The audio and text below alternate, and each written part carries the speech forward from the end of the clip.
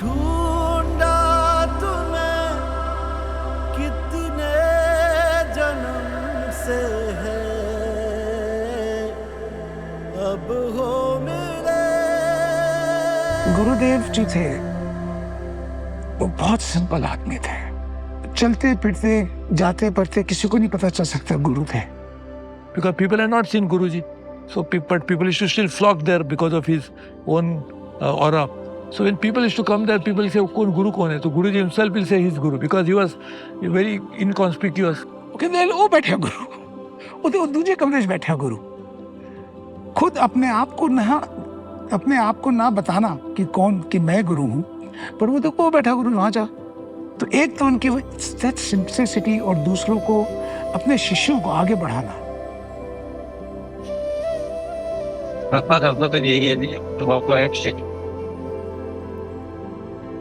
इन्हें छोड़ा पड़ी, उन्हें कभी नहीं कहा मैं ये हूँ, मैं ये never was it. First, he went in every day to office. He did not have an ashram. He sat in his house. He never addressed huge gatherings. He never had any of the things that probably some of the icons do. If he stood beside you, he used to be smoking cigarettes in front of the whole world. And actually was pretending not to be a guru more than anything else. So you're saying he pretended to not be a guru rather than pretending to be a guru? Be a guru.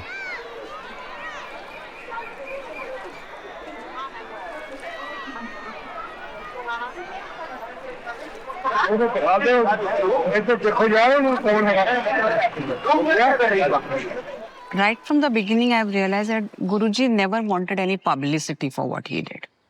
Never. I always seen him working silently. I mean, there was a time when he took me to Gurgaon for the first time. Literally lakhs of people were standing in the queues, for Shivratri and this and that. And that was all word of mouth publicity. कभी कभी उनसे कहना, गुरुजी आज तो बंदे थोड़े आए, फिर की बुलावा में सारे ना, मेरा ये कोई काम नहीं, जिनको आना ना मेरे पास वो अपने आप आएंगे। तो कहने का मतलब वो इस एडवर्टीजमेंट से बड़े सख्त खिलाफ थे अपने शरीर में कि ये कीर्ति और ये दिखाने की चीज नहीं है, क्योंकि शुरू में गुरुजी की फोटो भी नहीं आती थी। फोटो उन्होंने कभी नहीं खींचने दी, फोटो हमने खिंचवाई भी, कोई कैनन से खींचता था, कोई किसी से खींचता था, फिल्म ब्लैंक आती थी डेवलप होने के बाद। एक दिन वहाँ जाना था, राजकोट जाना था, तो मेरा ब्रदर इन लॉ था, उससे कहा, वो कैमरा था उसके पास, तो उसने फोटो खींचना शुरू किया, 1 2 3 4। मैं मन में सोच रहा पागल तो नहीं हो गया ये, 1 2 स्नैप काफी थे, कहता स्टर ही नहीं खुलता था। फिर मगर नहीं खींची फोटो, कहता नहीं, फिर गुरुजी देख के मुस्कुराए, तब एक फोटो आई है। तो वो कहते थे कि आत्मा की क्या फोटो लेनी, आत्मा की फोटो नहीं आ सकती।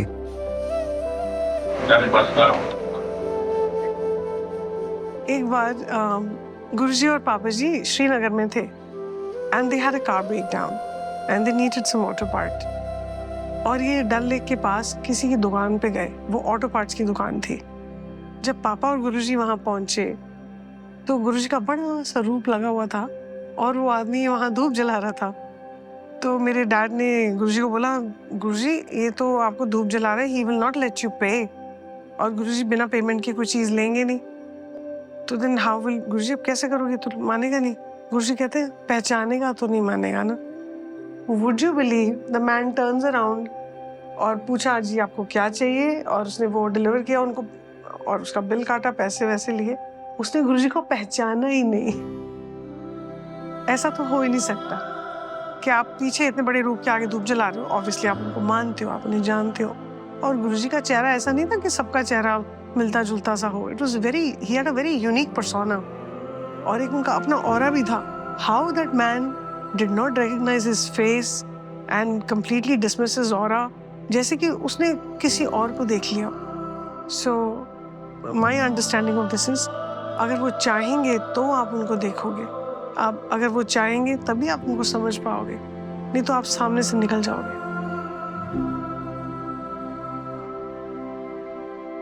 Gurudev had a way about him. The moment he entered a room, even the air seemed to sit up a little straighter. He lived amongst us as our guru, but unless you were really paying attention, you might have missed him in a crowd. He didn't dress the part. More safari suit than saffron robes. The kind of man more keen to help fix a fuse than sit under a spotlight.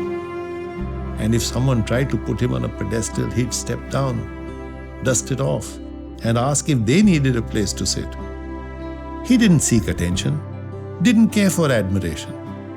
The more people tried to elevate him, the more he gently pointed them back to themselves. His message was simple. Don't look at me, look within. That sounds easy until you actually try. He moved like someone with a cosmic to-do list, yet somehow always remembered to ask if you had eaten. He lived simply, spoke like he had all the time in the world, and in those rare moments when he sat amongst us, it felt like even time stopped to listen. Some called him a healer, others a mystery. Most didn't call him anything at all, because really, what do you even call someone so seemingly ordinary and yet so extraordinary?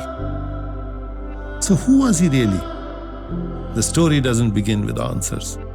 It begins with the space between what we think we know and what we may never fully understand. जब हमारे DSP ने बताया कि आपको क्या पता आपका भाई कौन है, तुम्हारा भाई तो शिव है, हमारे को थोड़ी पता, वो नहीं बताते थे किसी को।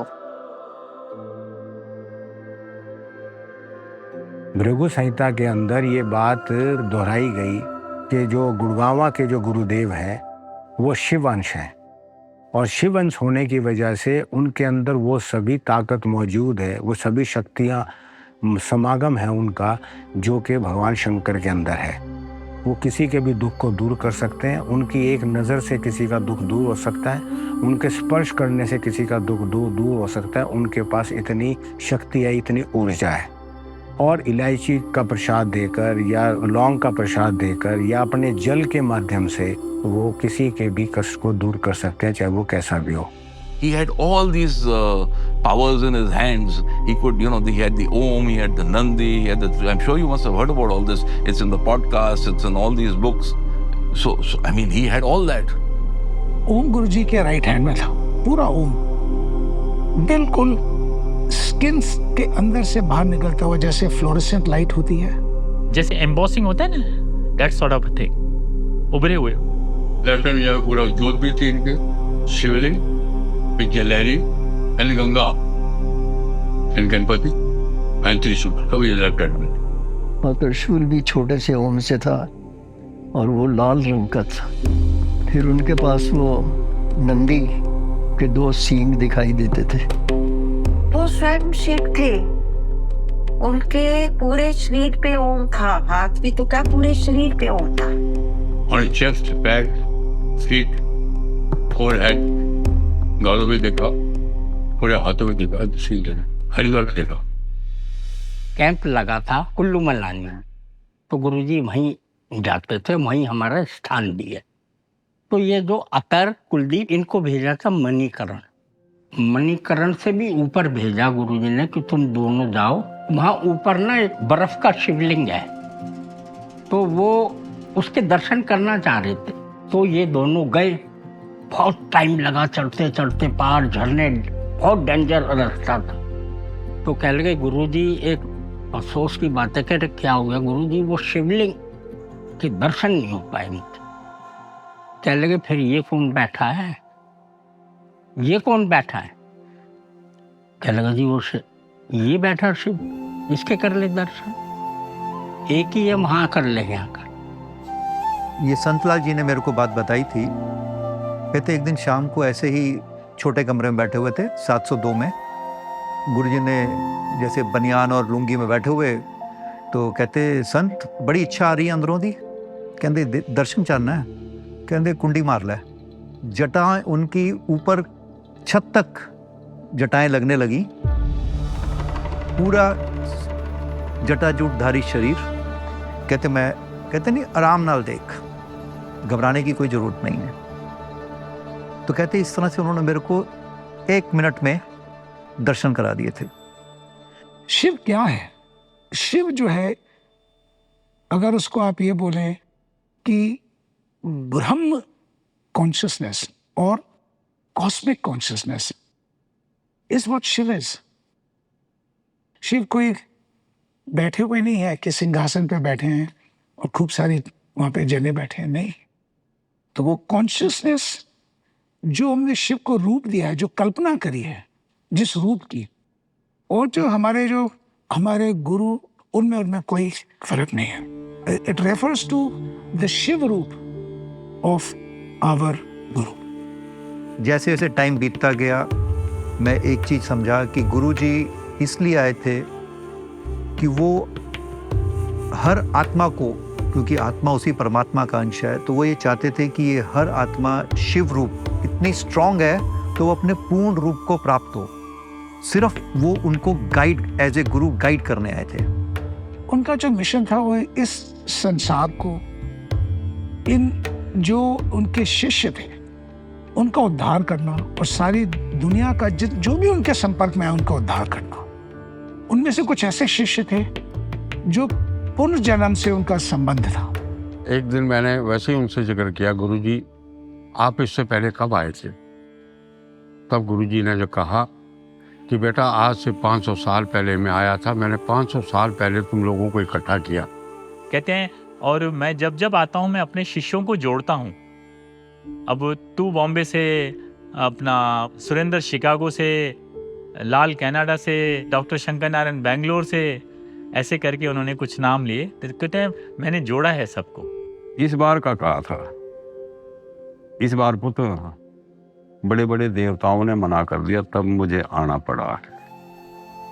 पर ये जब भी आए हैं तो नीलकंठ धाम जरूर बने। Nilkant Dham sits quietly in the dusty bylanes of Nasargarh. No bells, no show, no drama. It's not the architecture that attracts you. It's the atmosphere. There's a subtle charge in the air. You don't notice it at first. It just settles around you until your thoughts slow down enough to feel it. Nilkant is Shiv in his most selfless form, the one who took on the world's poison so no one else had. Gurudev never spelt out the connection, but the parallels weren't exactly subtle. He carried other people's pain like it came with the job, and his body held symbols of power embedded in his form, like that's just where they were meant to be. By 35, Gurudev was already a Mahaguru. At 53, knowing his time was running out, he laid the foundation for Nilkant Dham. Not for glory, not for legacy, just to keep the signal strong even after the source had moved on. Long before a brick was laid, the Bhrigu Samhita, an ancient astrological text, had already said what many would later feel. Gurudev was an ansh of Shiv, not just a connected part, but a continuation. It even listed his eternal address, Mount Kailash. If you're wondering where to find him now, that's the place to start. But if you can't get there, start with Nilkant Dham. Because it isn't just a samadhi, it's a junction between the life he lived here and where he continues to be, and where he still shows up. ये तो उनकी personal choice थी कि नजफगढ़ को ही क्यों चुना। एक बार उस जगह का भ्रमण करते हुए उन्होंने गाड़ी रुकवाई, कहने लगे ये मेरी अंतिम विश्राम का स्थान होगा। हमारे गुरु भाई बलजीत हैं, उनसे कहा, ये कंस्ट्रक्शन का काम ये देखते थे, वो बेटा वो गुरु पूजा का चबूतरा कितनी देर से बन जाएगा। गुरु जी ने कहा था कि इत्थे गुरु पूजा का चबूतरा बनना है, एक बार लोग मत्था टेक जाएंगे उन्हों का काम हो जाएगा। नहीं पुत, ऐसी जगह बना जाऊंगा जहां लोग मत्था टेकेंगे, प्रार्थना करेंगे और उनका काम हो जाएगा। किसी को वहां जल बनाने की जरूरत नहीं पड़ेगी, लौंग इलाचियाँ बनाने की जरूरत नहीं पड़ेगी, वो समाधि पे रखेंगे, परिक्रमा करके उठा लेंगे, वो बन जाएगी। मतलब for all times to come एक ऐसी स्थापना कर जाऊंगा जगह की जहां हमेशा आने वाले वक्त पे सेवा होती रहेगी। भृगु संहिता ग्रंथ में हमने ये भी सुना कि गुरु जी जब अपने फिजिकल सेल्फ में नहीं होंगे, उसके पश्चात वो सर्वव्यापी हो जाएंगे, और सर्वव्यापी होने के पश्चात वो एक जगह में वो रहेंगे जो कि हस्तिनापुर के अंदर होगी, जो आज के नजफगढ़ के अंदर उनकी समाधि है, वहाँ पर उनका स्थान है। लेकिन वो कहीं पर भी मिल सकते हैं, कहीं पर भी देखे जा सकते हैं।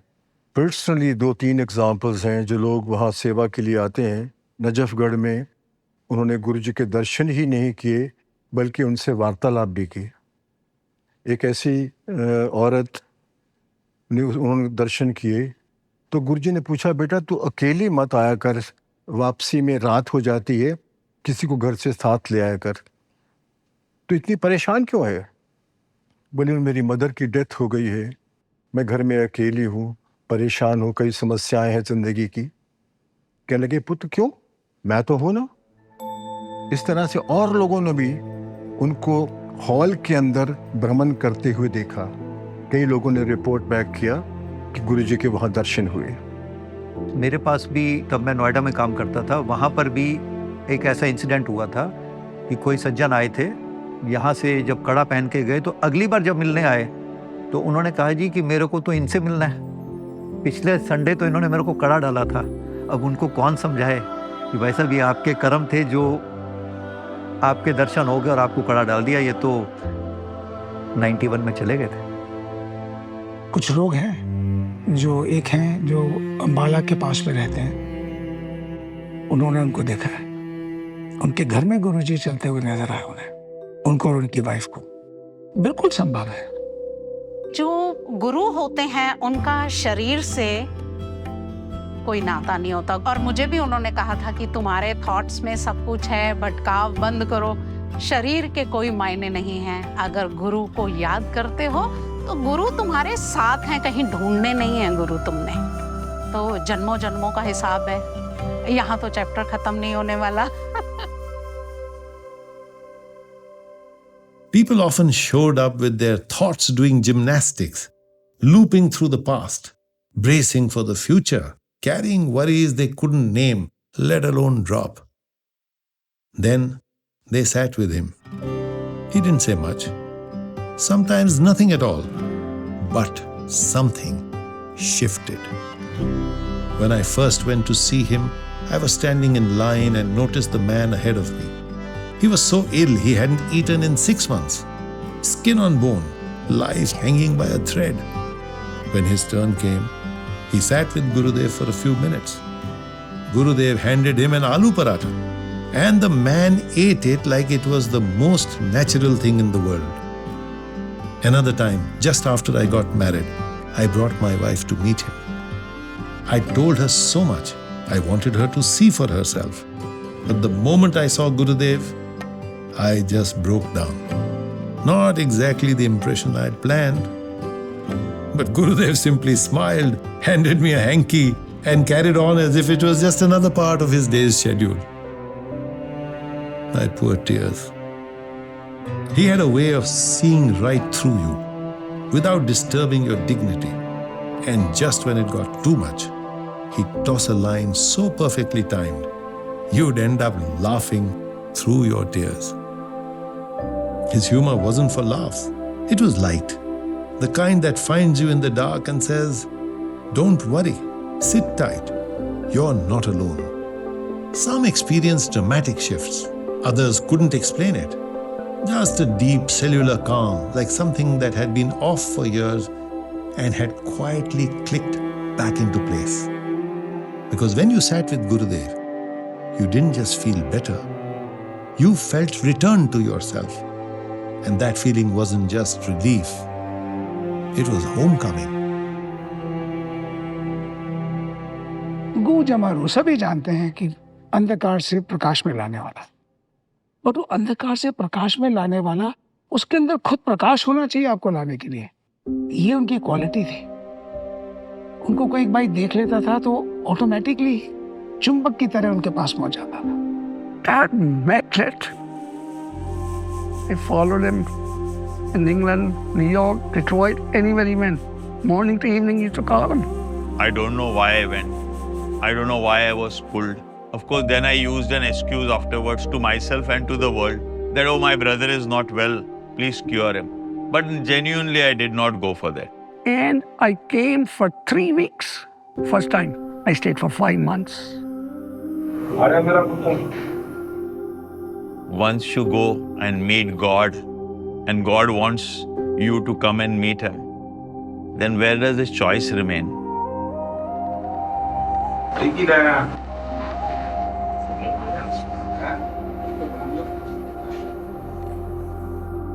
My destiny took me to him, but I didn't have the guts to even come down from the car.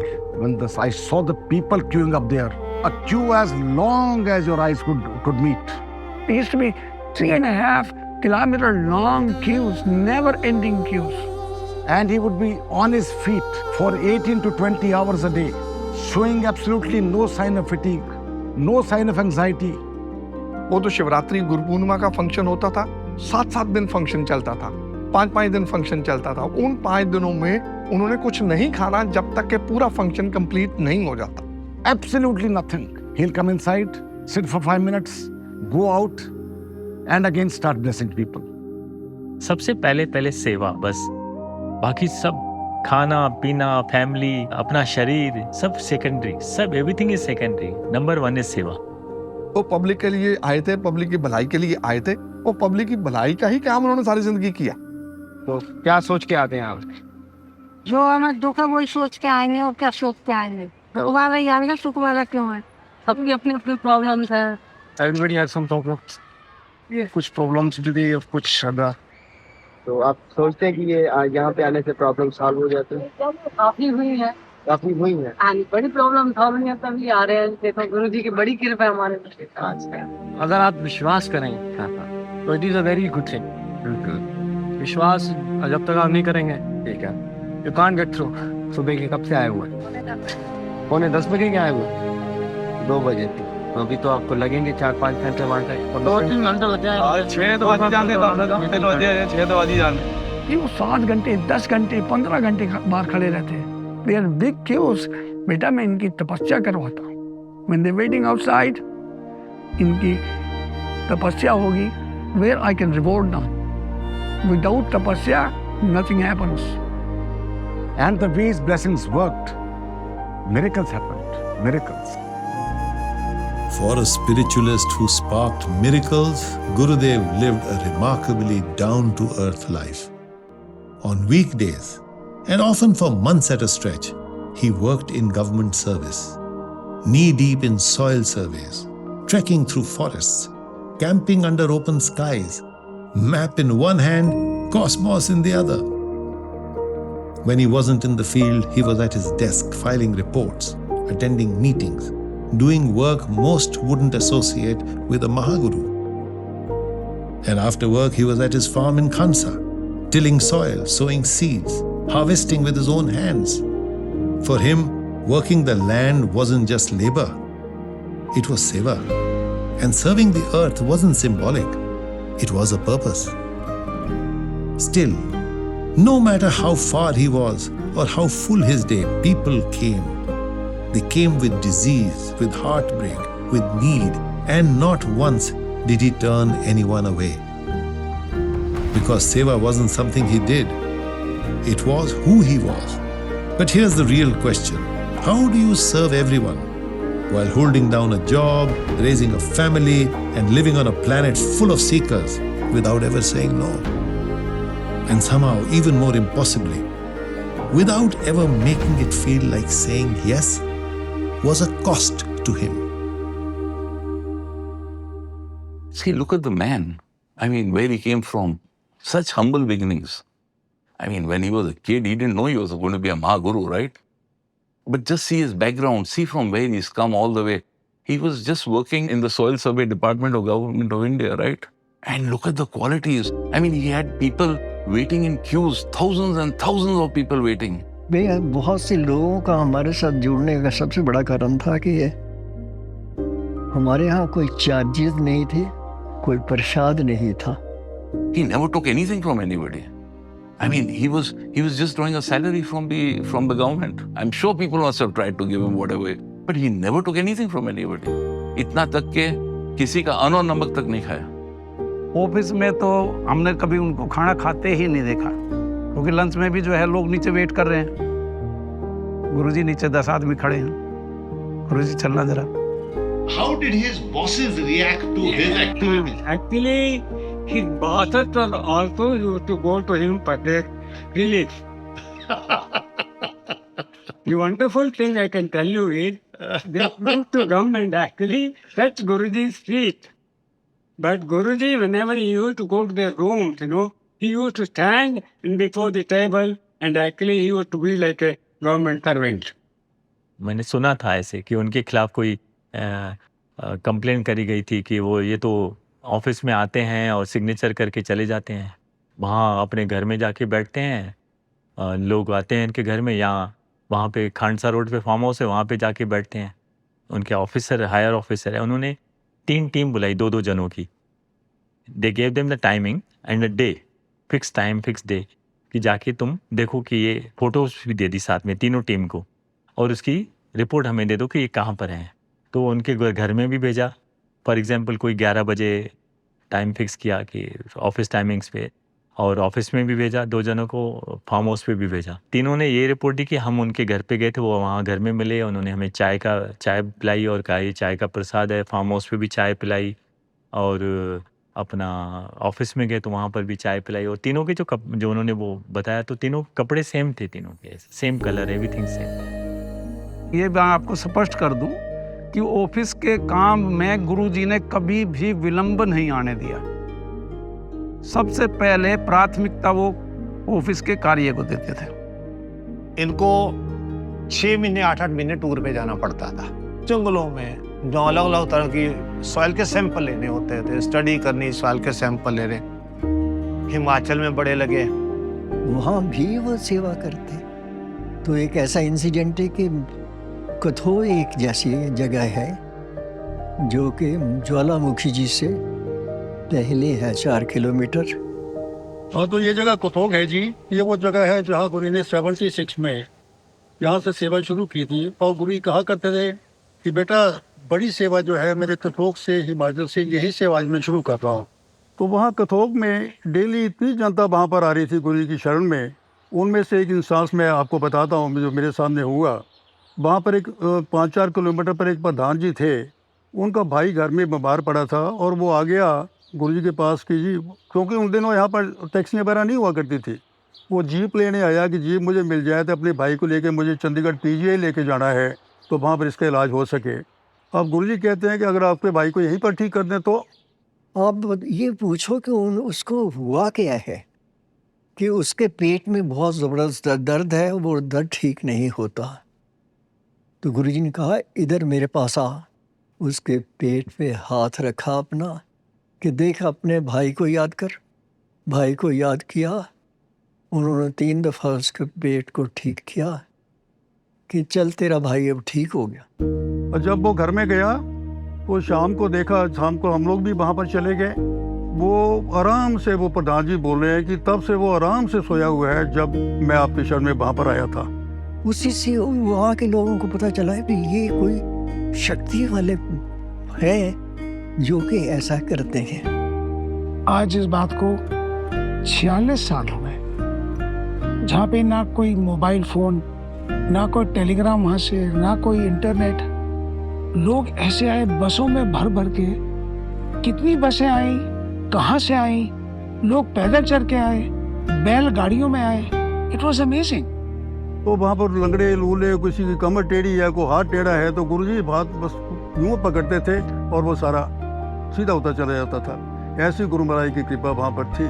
उसके बाद गुरु ने फिर उन्हीं दिनों पर हमारे यहाँ पर, मेरे इधर नदौन में, शंभू जी के इधर ज्वाला जी में और सुरेश जी के इधर सुनेत में सेवा के लिए स्थान बना दिए कि बाद में जो जनता आए उनका भी ऐसे ही कल्याण होता रहे। तो गुरु की कृपा से ये सारा तब से आज तक यूं चल रही है। Seva couldn't stay tied to healing camps forever. It needed roots, a structure that could outlive the man without diluting the mission. So Gurudev did what he always did. He kept it simple. He opened sthans, often just a spare room in someone's home, charged with energy. No marble floors, no floods of incense, just a presence that stayed, even when he didn't. And no, he didn't run the show. He left it to the people who lived there, regular folk, suddenly holding space for something far greater than themselves, or at least their perceived selves. But it wasn't just the people he honored. Gurudev believed every land had its own spirit, not just soil and stone, but guardian deities, unseen, yet felt. Before a sthan was set up, he would reach out to them, not with rituals, but with respect, to ask if they were willing, if they were aligned. If the answer was no, he didn't push. He simply stepped back. Because for Gurudev, it wasn't about staking ground. It was about forming alliances, so seva could continue with consent. When one looks at it, spiritual alliances are extremely critical because you're able to collaborate with other energies. Energies that may be as potent as your own, some which may have strengths in areas that we do not understand. Some which may actually be able to reach out through domains where they have a role to play. जिस जगह की जो शक्ति होती है वो प्रधान होती है। जैसे कथोग में was Jwala ji, Renuka not only Devi ji but that is also place of Parshuram. Renuka Parshuram जी की माता जी थी और उस एरिया में परशुराम जी का टोटल डोमेन है, तो कोई स्पिरिचुअल पावर उस एरिया में एंटर नहीं कर सकती। जब गुरुजी पहली बार गए तो उनका सामना हुआ परशुराम जी की, और परशुराम जी 27 फुट की हाइट में उनको पहली बार मिले। अब गुरुजी से बातचीत करने के बाद, उनकी स्पिरिचुअल पावर्स ऑब्जर्व करने के बाद में भी जब सेकंड टाइम उनसे मुलाकात हुई तो उनका कद 18 फुट था। तीसरी बार जब मुलाकात हुई तो अपने नॉर्मल 9 फुट के कद में उनसे मिले। आपस में एक तरह का जहाँ वो अपने आप को पूरा डोमेन समझते थे उस एरिया को, वहाँ उन्होंने गुरुजी को रहने की, ठहरने की इजाज़त दे दी। उसके बाद वो सेवा हुई। सेवा क्या थी, हम तो हैरान ही थे कि इतने लोग कहाँ से आ गए जहाँ आवाज़ कोई नहीं आती बंदे की। तो ये कहने लगे कि मेरी आवाज़ इन पहाड़ों के बड़ी तरफ भी चली गई, देखो कितने लोग आएंगे। जब वहाँ से वापस आए तो उन्होंने अपने हाथ में दिखा था, मेरे हाथ में देखो फर्श आ गया। फरसाई होता था ना उनका भाई, जिससे उन्हें क्षत्रियों से जंग करी थी। मुझे तो नहीं लगता है कि ऐसा कोई स्पिरिचुअल अलायंस एक ही होगा उनका, तो मुझे लगता है कि सारे स्पिरिचुअल अलायंसेस होंगे, सबके साथ होंगे उनके। I once saw a vision of what I thought was a bearded picture of Shivji, and I sat down to sketch it out. So when it was complete, I showed it to Guruji, and Guruji said what I had drawn was augured. He said, hang this, frame it up and hang it in your room, and it'll look after you. Talk to him and he will give you protection. Most of the times I used to get terrible asthma attacks in the middle of the night. And I'd get up and look at his picture and say, Augur Bhaiya, help me. And within a few minutes, he would definitely help. So Guruji explained to me that Gurudev had a spiritual alliance with Augur Bhaiya. Whether it was his alliance with Sai Baba or whether it was his alliance with other energies, Guru Nanak Dev was another example. Many a times, these energies came together to aid, help, and serve people along with Gurudev. Ashwini Kumars are two brothers, and they are the doctors of the Devtas, of the divinities. So, Bhrigu Sahita said like this, that the Ashwini Kumars, they were at the command, at the beck and call of Guruji, and as and when Guruji called them, they would come. जब कोई भी गुरुदेव जी मुख से बोलते हैं कि ये उनको अर्पण करो, या किसी भी भाई कोई मंदिर में चले जाओ, या तो वहाँ की जो पावर है ना, then they really come, which we can not see it. वो आते हैं, आपको दर्शन देते हैं और आपको ब्लेसिंग्स देते हैं। ये होता है, अलायंस होता है उनका, और वो मैसेज पहुँचता है वहाँ पर। And Gurudev, you know, his humility lied in the fact that he recognized the strength of these alliances. He recognized the strength of collaboration. He recognized the strength of working together and respecting every energy. तो he has all the powers. But वो जो सृष्टि के नियम है, नियमों को उनको preserve करने के लिए उन्होंने वो रखे। तो हर जगह जाकर के उन शक्तियों को गुरुजी से भेंट होती थी, और लोग जो आते थे वहां से, उनके अंदर एक भावना ऐसी उत्पन्न होती थी कि ये गुरु जो आए हैं वो हमें उन शक्तियों से हमारे इस माहौल को, हमारे इस सोशल नेटवर्क और सोशल फैब्रिक को इम्प्रूव करेंगे। The deities Gurudev aligned with didn't need constant attention, but people did. They came in waves, some broken, some searching, many just tired. Medical files in one hand and crumpled horoscopes in the other, and sometimes nothing at all. Just eyes that said, help. They didn't just want answers, they wanted him. And through all of it, life didn't pause. He was still a father, a husband, a colleague, still showing up at work, still paying bills, still harvesting crops, still mentoring seekers, still answering every call that came his way. And that kind of presence comes at a cost. The invisible kind, the kind that chips away at your time, your sleep, your solitude, one silent act of seva at a time. But Gurudev never said a word, never called it sacrifice, never asked for thanks. He just showed up again and again. And somehow, even as he gave pieces of himself to everyone who came, he left each one a little more whole than they were before. मेरी अपनी सोच है कि इन्होंने जो अपनी विद्या ली ना, ये अपने आप ही धीरे धीरे इनको मौका मिलता गया, ये अपने आप ही उसको ग्रैब करते गए।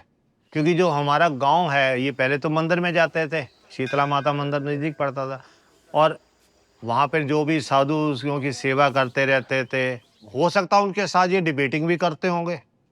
हमारे मदर ही बतलाते थे ये सारी चीज़ें, तो उनसे जो भी सीखते थे उसके बाद इनको उसको प्रैक्टिकल अपना कैसे समझना ये खुद ही करते थे। क्या करते तो गुरुजी क्या करते थे, इनको जो भी है बचपन में एक आदत पड़ गई थी कि इन्होंने थर्सडे को एक मजार थी, दरगाह कह सकते हो आप, पीर बाबा की जगह कह सकते हो, वहाँ पे ये ना दिया जरूर जलाने जाते थे। और वो इंस्पिरेशन कहाँ से आई या किसने बोली हमें नहीं मालूम, तो कंफर्टेबल में भी आंधी है तूफान आए, इन्होंने वो काम करना हर वीरवार को। और कई बार तो पानी में से तैर के, फ्लड जो होता है बहुत स्पीड से होता है, हमें वो करंट को ना कटिंग करनी पड़ती है।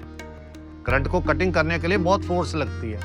तो इन्होंने उस समय तो पन्नीज वगैरह ये अवेलेबल नहीं होती थी, वो ढक के किसी चीज़ से माचिस या जो दिया जो भी लेके जाना, इन्होंने वहाँ जाना जरूर, और थर्सडे को वहाँ पर ये दिया जरूर जलाते थे। वो ये कहते थे कि लाइफ में अगर कुछ आगे बढ़ना है तो फिर बंदे को हिम्मत नहीं हारनी चाहिए। वो खुद ही बतलाते थे कि मैंने पेन भी बेचे, बस में टिकटें भी बेची, टाइप भी सीखी। तो कहना पुत्र, ऐसा भी समय था मेरे लाइफ में, अगर 20-20 टाँकियाँ होती थी मेरे कच्चे बनियान। उस टाइम इन्होंने जो स्ट्रगल किया, इन्होंने किसी को शो नहीं किया कि ठीक है, हमें बताते थे कि मुझे भूख लगती थी तो मैं तो केले खा के भी गुजारा कर लेता था। जब पुत्र एक बारी रेणु ने कहा अगर दूध पीऊंगी, इशारा किया दूध पीऊंगी, तो कहते पुत्र 2 गिलास दूध पी गई। मैंने थोड़ी माँ ने कहा कि मास्टर दूध नहीं पिलाते मेरे को, मास्टर बोलते थे माता जी को। तो कहते दूध कहाँ से पिलाएं, पैसे तो बचते ही नहीं। कहता पुत्र उस दिन मैं परेशान रहा, रात भर नींद नहीं आई। ये फैसला लेना था अगर मैं ये रास्ता छोड़ता हूँ या अपनाता हूँ। कहता पुत्र सारी रात निकल गई, परेशान रहा। आखिर मैंने यही कहा, मालिक मुझे ये रास्ता मंजूर है, चाहे जो मर्जी हो, हालत कैसे भी हो जाए, ये कहा था मुझे। There was a shortage of money, there was a shortage of time, there were so many people he had to meet with, they would come to him at all odd hours of the day, night. आप imagine करें कि सुबह 8 बजे से लेके 5 बजे तक उन्होंने ऑफिस की सर्विस करनी, 9 बजे के बाद से पब्लिक आनी शुरू होती, वो कहीं 1 बजे तक पब्लिक से मिलते रहते, फिर 2:15 बजे से लेके 4:15 बजे तक उनका पाठ का टाइम होता। गौर करें कि सुबह उठ भी जल्दी जाते, कितना समय मिलता उनको सोने के लिए। तो मैंने उनसे पूछा आप कभी सोते नहीं हैं? कहते हैं मैं सो जाऊंगा तो फिर ये जो स्थानों पे बच्चे आते हैं जो अपने केसेस लेके आते हैं, तो कनाडा में या शिकागो में या कहीं पर भी, तो वहाँ यहाँ तो रात है वहाँ दिन है, तो वो फिर कैसे ठीक होंगे? There was a personal life which I don't think he ever had. There were so many souls he needed to impact. कितना सेक्रीफाइस किया उन्होंने पूरा फैमिली सेक्रीफाइस कर दिया, पूरी लाइफ सेक्रीफाइस कर दी। जब फादर थे तब तो मुझे नहीं समझ में आया, क्योंकि मुझे लगता था हमें वक्त नहीं देते। लेकिन उनके जाने के बाद जो मैंने महसूस किया, छोटे छोटे इंसिडेंट्स से मुझे ये समझ आई कि मेरे डैडी जितना मुझे प्यार करते थे और जो बच्चों को भी प्यार करते थे, उसमें उनको हर चीज का ध्यान होता था। केयर आप किसको, वैसे हमारे साथ नहीं होते थे हमेशा, लेकिन अगर उनको ख्याल है कि मेरे बच्चों का कैसी स्टडी करनी है, इन्होंने क्या पढ़ना चाहते हैं। जब हमारे एग्जाम्स होने वाले होते थे या रिजल्ट आने वाला होता तो डैडी जरूर एक चक्कर लगाते थे, हाँ जी की पढ़ाई कितनी है। अच्छा पंडित जी इसका आंसर क्या लिखा, उसका आंसर क्या लिखा, तो बता देते थे, उसी में ही डैडी जज कर लेते थे भाई हाँ तुम्हारा एग्जाम कैसा गया। पंडित जी पास तो हो जाओगे। मैं पास हो जाएंगे तो ठीक है, पास हो जाओगे, चलो अगली क्लास की तैयारी शुरू करो। बाद में अब हम रियलाइज करते हैं कि वो जो छोटी छोटी चीजें या छोटी छोटी केयर करते थे, वो था तो प्यार ही ना। उनसे तो अगर कोई 5 मिनट भी बात कर ले तो ऐसा लगता था कि हमें जिंदगी का सब कुछ मिल गया। तो मुझे लगता है कि यही कुछ उन बच्चों के साथ भी फीलिंग आती होगी उन बच्चों को। हमें कहीं पे भी महसूस, मुझे तो कहीं पे महसूस नहीं हुआ कि नहीं डैडी ने मेरा टाइम लेके किसी और को दिया, क्योंकि अगर वो पब्लिक के साथ थे तो भी वो हमारे को भी अटेंड कर रहे थे उसी टाइम पीरियड में। वो रिश्तों को कैसे संभाल के रखना है, ये कोई उनसे सीखे, ये सीखने वाली बात। ये बात बिल्कुल सही कह रहे हैं। जब राखी होती थी, राखी जब होती थी तो वो सुबह अर्ली उठ के चले जाते थे। हाँ। इनके मम्मी जो इसकी मम्मी से राखी बंधवाने के लिए, she was elder to him। हाँ। सुबह अर्ली उठ के चले जाना और किसी की वेट नहीं करनी, कुछ नहीं करना, कैसे निकल जाना। वो रिश्ते को कैसे संभालना है, ये तो खैर उनको अच्छा। करवा चौथ का त्योहार है, तो अगर वो बॉम्बे भी बैठे और करवा चौथ के दिन दिल्ली आ जाता। हाँ। ये नहीं कि वो वहां बैठे रहेंगे, ये कुछ चीजें जो थी ना, ये रिश्ते संभालना और इनको सबको अपनी अपनी जगह पे मेंटेन करके रखना. So physically it would be taxing, it would be demanding, it would be, I'm sure it would be painful. And I don't know what he really did, if he ever fell ill, how he'd manage that. एक बार जिक्र किया उन्होंने कि बेटा जब मैं थक जाता हूँ ना, जब मेरा आधा शरीर थक जाता है तो उसको मैं सुला देता हूँ. मेरा आधा शरीर काम करता रहता है. जब दूसरा आधा थक जाता है तो पहले वाले को जगा देता हूँ, उसको सुला देता हूँ.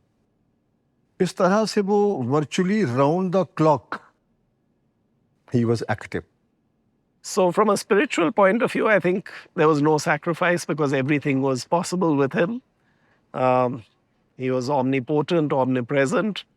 गुरुजी ये कहते थे कि बेटा जब मेरे पास कोई आता है तो उसका पास्ट, प्रेजेंट और फ्यूचर एक टेलीविजन स्क्रीन के तरह आ जाता है. ये इंसिडेंट 1974 का है. गुरुजी की माता जी गुड़गांव आई हुई थी. गुरुजी बाहर खड़े थे. उनकी माता जी बाहर आई, वो ठीक से चल नहीं पाती थी. बाहर आकर के कहती गुरुजी का नाम लिया, मैनू भी ठीक कर दे. गुरुजी कहते हैं बेबे लाइन च लग जा, अंदर मुंडे बैठे नो ठीक करनगे. हम जो सुन रहे थे वो सुन्न हो गए कि ये गुरुजी ने क्या कह दिया. ऐसी शरीर पूजा आप माँ को ठीक नहीं करते हो. अगर बोले मैं इनको ठीक करूंगा, इसको मैं ठीक तो कर दूंगा, इसको दोबारा जन्म लेना पड़ेगा. मैं इनका पीछे का हाल भी जानता हूँ और जो कर रहे हैं वो भी जानता हूँ और जो आगे होगा वो भी जानता हूँ. मैंने अगर माता जी को ठीक कर दिया बेबे को, तो इनको फिर जन्म लेना पड़ेगा ये भोगने के लिए. जो उनकी जो धारणा थी एक फैमिली की, वो उस मोह से दूर थी. वो ये कहते थे कि जो मेरी फैमिली है वो मेरे शिष्य हैं. More than a guru, he was like a fatherly figure to everybody. Taking care of everybody, so affectionate, so nice. और गुरुजी ने कभी ऐसा फील नहीं होने दिया कि मैं कोई बड़ा सुपीरियर हूँ तुम्हारे से. हमको साथ बिठाते थे, साथ खिलाते पिलाते. वो हमारी जिंदगी में गुरु बन के भी रहे. वो उन्होंने बाप का रोल भी प्ले किया, उन्होंने फ्रेंड्स का रोल भी जिसे कहते हैं आपने प्ले किया. उन्होंने कोई जिंदगी में कोई रोल छोड़ा नहीं. But there was a very fine dividing line between a friend and a guru. We never crossed it and he never let us do it. तो इस तरह से गुरुजी ने तो सबको उनको मोटिवेट किया, हमें समझाया कि देखो यहाँ से हम कुछ नहीं ले जाएंगे, सेवा है यही साथ जाएगी.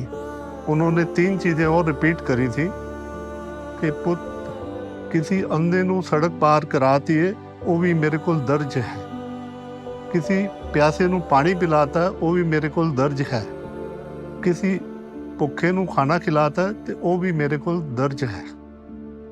85-86 की बात है. हमारा टूर लगा था लखनऊ के पास, सुरेचा एक जगह थी, वहाँ पे हमने सब्जियाँ खरीदी. गरीब जल्दीवाड़ा था तो उसको कहा भाई तू ये गाड़ी तक ले चल. तो गुरुजी मेरे से कहने लगे भैया ऐसा कर, हमें तू चला जा साथ में. और तो मैंने कहा भाई कितने पैसे लेगा. बोले जी 2 रुपये, क्योंकि उस टाइम सस्ता ज़माना था तो 2 रुपये बहुत होते थे वो. और मैंने उसको 2 की जगह 5 रुपये निकाल के दे दिए. वो कहने लगा जी मेरे पास खुले नहीं है. मैंने कहा भाई तू रख ले. तो आप विश्वास नहीं करोगे, मैंने देखा मेरे पीछे गुरुजी का हाथ रखा हुआ. वो दिन मैं भूल नहीं पाता आज तक. वो कहते पुत यही देखने आया था मैं तेरे को. मतलब उन्होंने हम लोगों में काइंडनेस का ऐसा बीज बोया कि हमें किसी से द्वेष करना ही नहीं है. तो अब कैसे नहीं बदलेंगे आप, कब तक नहीं बदलोगे. That's the magic. As the big magnet, small magnet rubs them together, and the smaller magnet, who has no value, becomes magnetic. Gurudev didn't just draw people in, He drew out what they could no longer carry. Some came with X-rays in their bags, others with aches older than memory, grief that wasn't theirs, fears passed down through generations, karma from lives they couldn't name, trauma stored so deep, even language couldn't reach. He didn't need details. He didn't ask for backstories. He absorbed what others couldn't metabolize, working quietly with forces no one else could see. Like a tuning fork for the soul, restoring order, not by force, but by frequency. Dr. Shankar Narayan tells of a moment in surgery. The patient was open on the table. Suddenly, the surgeon's mind went blank. No chance to think. Panic rising. Instinctively, he called Gurudev. Gurudev answered, calm as ever. No questions, no hesitation. Just steady instructions, like he was right there in the room. The surgeon followed. The patient survived. But moments like this weren't rare. They slipped in quietly again and again. Hard to explain. Harder to ignore. And for many, that was more than enough. It was the turning point. Gurudev did not want followers. He did not want to create devotees. He wanted to create gurus. And he worked very hard to make us all realize that we have within ourselves the potential and capability to evolve to spiritual heights. और अपने चाहते थे कि उनके जो शिष्य हैं वो आगे अग्रसर हों, आगे बढ़ें। यहाँ तक कि वो कहते थे कि बेटा अगर मैंने यहाँ तक देखा है तो तुम्हें मैं अपने कंधे पे खड़ा करके तुम उसको दूर तक देख सकते हो। They call him Paras. Paras is the only one. We're not Paras. We can't turn a ordinary metal to a gold. He did. कहते हैं गुरु पारस से ऊंचा होता है। पारस पारस जैसा नहीं बनाएगा, लोहे को सोना बनाएगा, पर मैं अपने जैसा बनाता हूँ, मैं गुरु बनाता हूँ। तब तो उन्होंने इतने सारे गुरु बना दिए। How many people had he given seva to go and actually sit and heal? How many sthans did he set up? How many people did he give seva to? He has done all over India and abroad also. Peripheral science.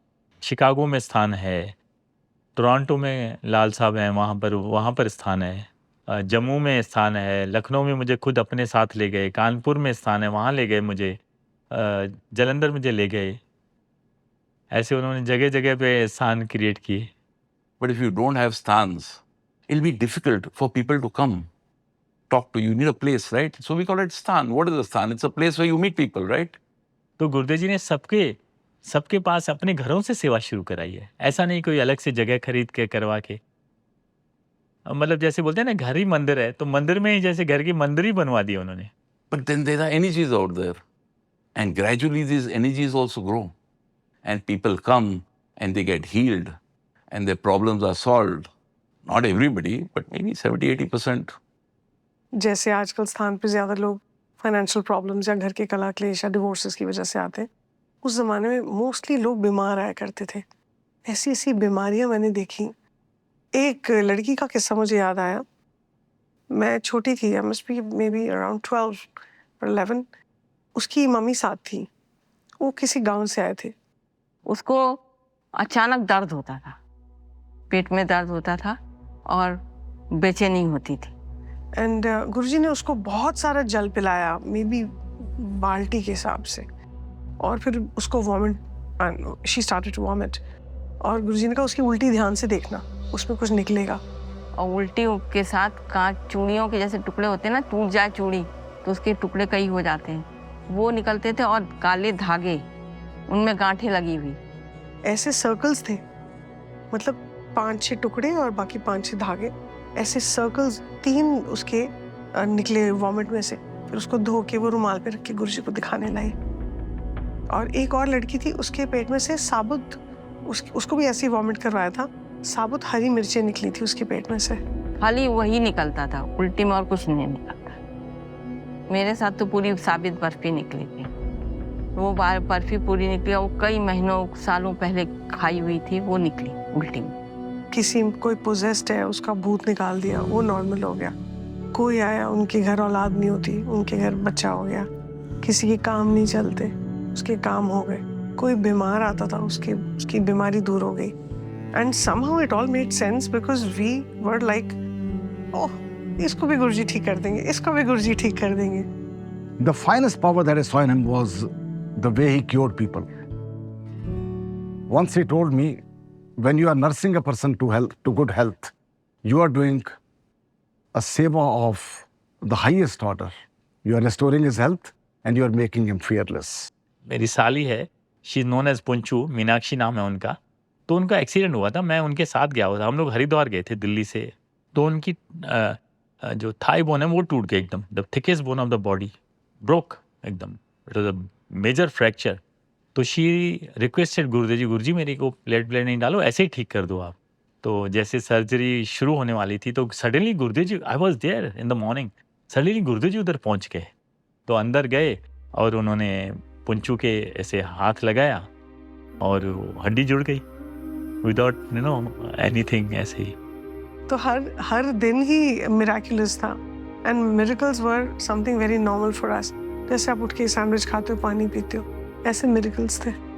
मेरा friend है, उसका नाम है रविंदर नरवाल। उसकी sister बीमार हो गई थी, कहने का मतलब बड़ा पागलपन हो गया था उससे, मतलब बहुत ज़्यादा थी, तो सड़कों पे घूमने लगती थी। गुरुजी ने कहा बेटा उसकी बहन की फ़ोटो सुबह मंगाओ 6:30 बजे। तो उन्होंने फ़ोटो देखी, फ़ोटो देखते ही बहुत थोड़ा क्रोध में आए और बोले पूरा आसमान की तरफ देख के कि मैं चाहूँ तो 1 सेकंड में पूरी दुनिया की तांत्रिक को ख़त्म करूँ। फिर हमने कहा गुरुजी क्या? फिर गुरुजी एकदम वापस आए और नहीं बेटा कोई बात नहीं, जो ये गलत काम करते हैं ना उनको भोगना पड़ेगा ही। फिर उन्होंने फ़ोटो दी कि तुम्हारा जो दोस्त खड़ा है बाहर उसको जाके दे दो और उससे कहो जैसे जैसे वो घर जाएगा अपना पहुँचेगा, बहन उसकी बिल्कुल ठीक हो जाएगी। वो जल का छींटा दे के भी ठीक कर लेते थे, या सिर पे हाथ रख के भी ठीक कर देते थे, और कई बार चुटकियाँ मार के ठीक करते थे। और वो उनकी पावर वो कैसे हमें भी नहीं मालूम। लोगों को तो उन्होंने अगर लौंग इलायची से ठीक किया तो सिर्फ फुलियों के 2-2 फुलियाँ दे के भी ठीक किया। किसी को अगर जल दे के ठीक किया तो किसी को कोई और चीज़ दे के ठीक किया। कोई एक पैटर्न उनका मेरे आज तक भी मेरे समझ में नहीं आया। अगर मेरे से पूछोगे मेरे समझ में नहीं आया। कमाल की बात यह है कि वो सारे ठीक होके जाते थे, और उससे बड़ी कमाल की बात यह है कि किसी को एक दूसरे से कभी इन्फेक्शन ही नहीं हुई। इकट्ठा लंगर बनता था, इकट्ठे सारे खाते थे। लंगर खा के लोग ठीक हो जाते थे और कुछ नहीं, ना इलायची ना लौंग ना काली मिर्च, कुछ भी नहीं। बोले लंगर कर लो ठीक हो जाओगे। लंगर मैंने देखा है अपने आंखों से। एक्चुअली में क्या था, ये एक बहाना था उनका, ये लौंग इलायची देना, ये एक वो करना। बेसिकली वो एक नज़र से ये आदमी को ठीक कर दिया। ये मैंने उनसे कंफर्म किया, गुरुजी आप तो कुछ भी कर सकते हैं, क्या ये करना ज़रूरी है? वो तो ये दुनिया के हिसाब से करना ज़रूरी है। मैं तो एक नज़र से ही, मैं सोचने भर से ही आदमी ठीक हो सकता है। Healing was never the end goal. It was the entry point. Gurudev's real work began after that, when people stopped hurting enough to finally start waking up. Not into bliss, but into awareness and capability. The people he woke up, regular folk, juggling rent, drama, deadlines, even digestion. Awakening wasn't on their to-do list. Most weren't even sure what their to-do list was. But Gurudev saw what they couldn't long before they ever would. He once told Sudhirji, I can see 3 lifetimes ahead. And he meant it. It wasn't a metaphor, just a matter of fact. He didn't hand out enlightenment like candy. He nudged, trained, watched, waited, let people stumble until they were ready to walk on their own. And when the shift happened, they didn't even realize it at first. Only that they couldn't turn away anymore when someone else reached out. And without fanfare, they began doing for others what Gurudev had quietly done for them. They didn't step back because something in them had already stepped forward. Gurudev, he didn't create followers, he created gurus. पहला feeling ऐसे था कि कोई ऐसे ही just normal आदमी है like this. मैं उनको मिलने नहीं गया था, मेरा दोस्त वहाँ उनके पास ले गया एक्चुअली। चल गुरुजी आए, मैं क्या मुझे नहीं चलना है, बोला चल। तो एक्चुअली उसी की वजह से मैं मिलने चला गया। तो श्याम धूमटकर जी, श्री कृष्णा जी, मैं उनको मिले पहली बार तो उन्होंने पहली बार ही हाथ में ओम दिखाया, त्रिशूल दिखाया। मैंने उनको ना नमस्ते किया ना उनके पाँव हाथ लगाए। I was an average Canadian living there since 1973. I was 22 when I went to Canada. I was average Canadian, drinking beer, having parties and all that. One day, I found out that he was visiting Toronto. He's already here. So I went there next day. And Toronto, being in Toronto, a lot of people there. So I waited and I waited. At about 6 o'clock in the evening, somebody comes to me, he says, Guruji sent this tea for you. So I looked at the cup, half a cup of tea. I said, half a cup of tea. Somebody drank a tea and he gives it to me. Anyhow, I don't know what made me do it. I drank it. It's about 7:30 in the evening, he calls me in. I'm the last person to go up. ਹੋਰ ਪੁੱਤਰ ਕੀ ਚਾਹੀਦਾ? Nothing. When I met Guruji for the first time, he instantly took me as a shishya and he started calling me, "Ki you are a guru." Something which I didn't understand at that time. In fact, it's very interesting. Gurudev would, many people came to him who had no concept of spiritualism. And he would transfer his powers through his sight, sometimes through sipping a cup of tea. And he turned normal people, or at least normal on a conscious level, into healers in a nanosecond. So it's an incredible, incredible story. But it is testimony to the power of the Guru's intent. But he would give power to somebody in a few seconds. And that person became a healer. He became a healer. Without any qualification, without any... Only he knows, Guru knows. He has qualification. उन्होंने मुझे जब पहली बार सेवा पे, गद्दी की सेवा, मतलब वहाँ बैठा हीलिंग करने की सेवा पे जब बैठा, उसके पहले तो मैं जल की सेवा, जूतों की सेवा, बर्तन मांजने की सेवा, वॉशरूम क्लीन करने की सेवा, ये सेवाएं करता था।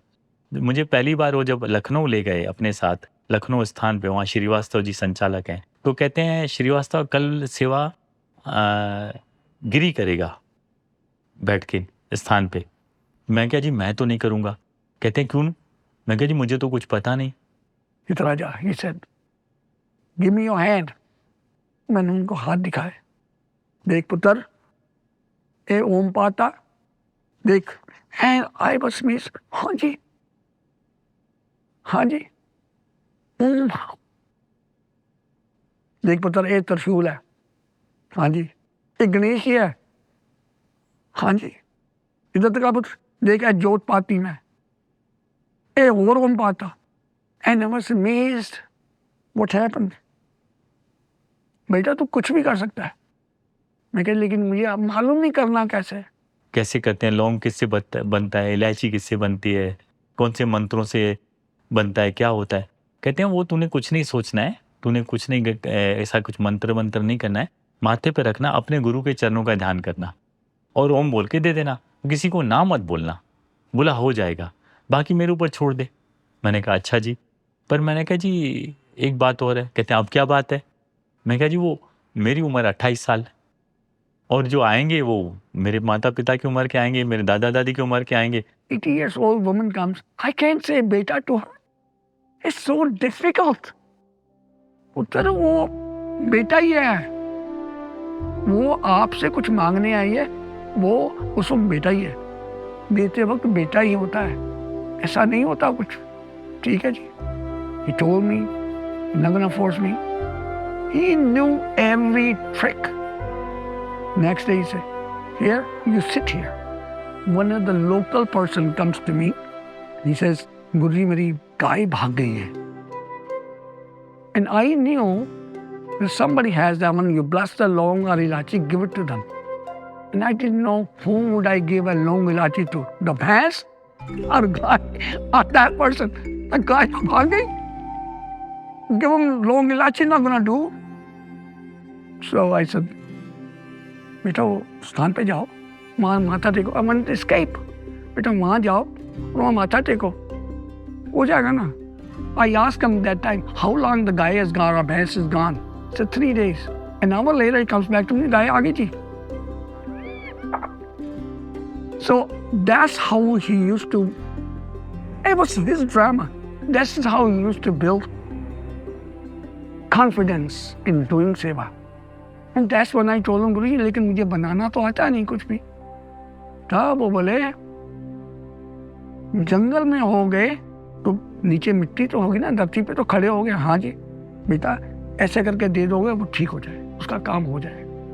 This is how he made us do all these things. समय बीतता गया, मुझे इनिशिएशन हो गई मेरी. मंत्र के बाद मंत्र मुझे मिलने लग गए. और एक इंटरेस्टिंग बात यह है कि मेरे कुछ मंत्र गुरुजी ने बहुत जल्दी चेंज कर दिए. Initially, when we were started with the mantras were used for specific diseases, for specific problems, in a specific manner. जो आदमी आया जिसको कोई प्रॉब्लम है तो वो बोतल खाली लाता था पानी की, और जल जो था वो बना करके दे देते थे. जल स्टॉक नहीं होता था और उसमें कुछ नहीं होता था, प्लेन वाटर होता था. तो उसकी रिक्वायरमेंट के हिसाब से कि इस आदमी को क्या तकलीफ है, तो कौन सा मंत्र से ये जल बनाया जाए. आया महामृत्युंजय से तो महागायत्री से या चामुंडा से कौन सा जल बनाया जाए जो इसके काम आए. So the energy of that mantra is transferred through you, through your aura, into the water. And that's how we give them cheetahs, we give them jal to drink. और जो भी लोग होते हैं वो ठीक होते हैं तो फिर हमें एनकरेजमेंट मिलती है कि हाँ ठीक है, करते वही हैं, पर वो हमें यूज़ करते हैं एज अ फिजिकल फॉर्म, क्योंकि ताकि हमारा उद्धार हो, हमारा उत्थान हो. उन्हीं की शक्ति से सारे काम होते थे. किसी को कुछ नहीं करना पड़ता था, सिर्फ अटेंड करना पड़ता था. और बहुत से तो शिष्य बिल्कुल नए आए, वो तो हैरान होते थे क्या करते हैं. बॉम्बे में एक कपल थे, मेरे को उस लड़की का नाम याद नहीं है, मगर उसके हस्बैंड का नाम रस्तोगी था, अशोक रस्तोगी. वो एयर इंडिया में काम करते थे. तो उनकी वाइफ को एक प्रॉब्लम थी उनके लंग्स में. वो बात करते करते उसके मुंह में से खून आ जाता था. अगर आप उससे बोले ज़रा ऐसे करे तो उसके मुंह में से खून का लबदा उसके लंग से बाहर आता था. डॉक्टर्स ने बड़ी कोशिश करी बट कोई कामयाब नहीं हुआ. तो जब आए तो गुरुजी ने मेरे से बोला कि बेटा इसका जो दर्द है, जो इसको जो तकलीफ है वो तो ख़त्म कर ले ले. तो जब मैंने उनका जो तकलीफ ली तो मुझे एहसास हुआ कि मेरे में और मेरे मुंह से भी खून आ गया. एक दफ़ा क्या वो और हमारे जैन सब थे, अब किसी को पाइल्स थी तो उनके ट्रीट करने का तरीका बड़े ही अपना दबचित होकर के लगे हुए हैं. उस बंदे को पूरा कितनी दफ़ा लगे हुए हैं, पाठ किए जा रहे हैं, और पाठ करने के बाद में वो उसको फ़ायदा हुआ कि 3 दिन के बाद गुरुजी को जैन साहब कहते हैं कि वो पाइल्स क्या होती है, मतलब उनको नहीं पता पाइल्स क्या होती है. तो गुरुजी का क्या हुआ कि वो मेरे को भी तो ब्लड आया था जब मैं स्टूल में, कि वही पाइल्स होती है. ये बता दूं उन्हें सारी काई को खींच ली, थोड़ी छोड़ देता ना कि नहीं जी मैं अच्छा तेरे को ठीक कर दूं. तो क्या होता था कि शुरू की सेवा में जब आपने कोई सेवा करी किसी की किस्म की, किसी को तकलीफ है या कुछ भी है, वो करने के बाद में आपको वो फीलिंग आती थी कि ये दर्द है. मगर उस गुरु का करिश्मा देखें आप. अगर आप दुख और दर्द लोगों का अंदर अपने वास करते रहेंगे तो कभी ना कभी तो वो इतना हो जाएगा कि आप उसको बर्दाश्त नहीं कर सकते। इस करके गुरुजी ने एक ऐसा सिस्टम बनाया था कि जैसे हमने किसी का दर्द लिया, किसी का दुख लिया, तो खुद नहीं रहता था, वो ऑटोमेटिकली गुरुजी के पास में ट्रांसफर हो जाती थी। शिव जो है वो तकलीफ को ले सकता है लेकिन अपने पास नहीं रख सकता, वो शक्ति को ट्रांसफर करनी पड़ती है। इसीलिए जितने भी हमारे गुरु भाई थे स्वामी मल्होत्रा जी के सारे मैरिड थे। जैसे बड़े माता जी वो अक्सर बीमार रहते थे, कभी भी कुछ भी हो जाता था उनको, तो मैंने कहा ऐसे क्यों? कहते हैं बेटा माँ है ना, तो तुम बच्चों का मैं तुम्हारी माँ के ऊपर ट्रांसफर कर देता हूँ, माँ ले लेती है बच्चों का दुख। तो जब गुरुजी ने देखा कि ये जो हमें काम करना है इसमें शक्ति की ज़रूरत ज़रूरी है, तो तब उन्होंने वो तांबे का कड़ा बनाया जिसमें चांदी का टांका होता है। चांदी को उन्होंने शिव बताया और जो तांबा है वो शक्ति है। अब उसका घेरा बड़ा होता है, टांका तो छोटा सा होता है, तो जितना घेरा बड़ा होता है तो वो शक्ति है, शक्ति आपके सारा बॉडी में काम करती है। While on a soil survey deep in the forests of Madhya Pradesh, Gurudev came across what looked like an abandoned temple. Sitting quietly under a tree was an old man, Buddhe Baba. Gurudev sat beside him, offered him some tobacco. Without warning, Buddhe Baba spoke word for word the very mantra Gurudev had been chanting silently in his mind. Then he gave him 8 more words to add. That small shift turned the Gayatri into the Mahagayatri. And from that moment, Gurudev's spiritual journey didn't just deepen, it surged forward. As Gurudev stood to leave, Buddhe Baba said, "Tomorrow morning there'll be a kada under your pillow." Sure enough, that's exactly how Gurudev found it. And that's when Niswart Seva began. Not the kind that seeks attention, but the kind that asks for nothing. Later, when the time was right, Gurudev passed the kada to his first disciple. From Buddhe Baba to Gurudev, and from Gurudev to Malhotra ji. A living current passed from one who held the charge to one who was ready to carry it. At the sthans, copper kadas energized with mantras are given to seekers. They're not tokens, they're tools meant to keep you connected and stable when life shakes. But even the kada was just one expression. Gurudev's true transmission came through his constant awareness. That's how he didn't just teach, he transformed. He showed disciples how to build their energy bodies, move beyond the limits of form, and awaken the kind of mastery that can't be taught, only lived. Not just to follow the path, but to become Siddh Gurus in their own right.